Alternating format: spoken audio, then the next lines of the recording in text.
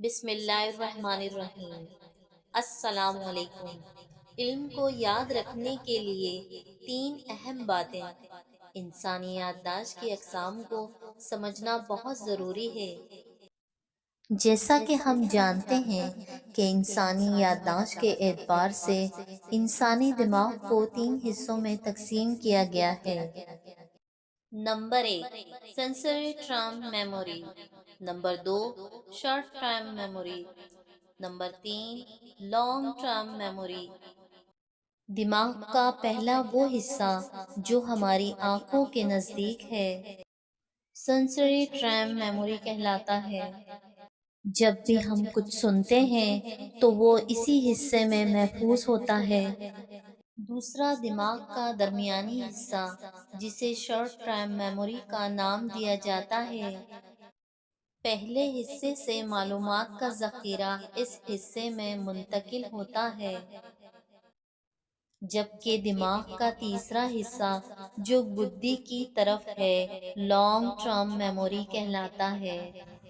علم کو یاد رکھنے کے لیے تین اہم باتیں، جن پر عمل کر کے ہم جو باتیں پڑھتے ہیں، جو معلومات حاصل کرتے ہیں، اس سے فائدہ اٹھا سکتے ہیں۔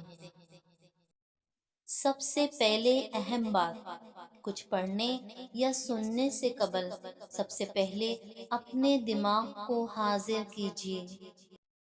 کچھ سمجھنے اور سیکھنے کے لیے اپنے آپ کو تیار کیجیے، اس سوچ کے ساتھ کہ آپ کو بعد میں اسے دہرانا ہوگا۔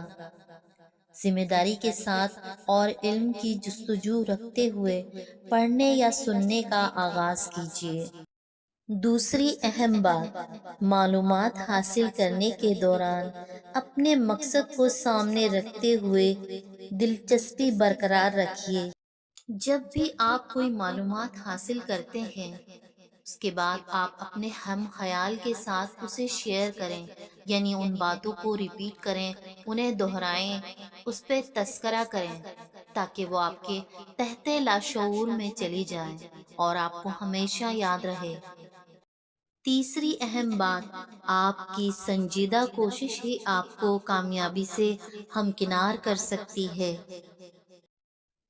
حضرت سیدنا امام بخاری رحمۃ اللہ تعالی علیہ نے اپنی بے پناہ قوت حافظہ سے بھرپور فائدہ اٹھایا اور 6 سال حجاز مقدس عرب شریف کا وہ حصہ جس میں مکہ مکرمہ، مدینہ منورہ اور طائف کے علاقے شامل ہیں، مقیم رہے اور خوب اکتساب علم فرمایا۔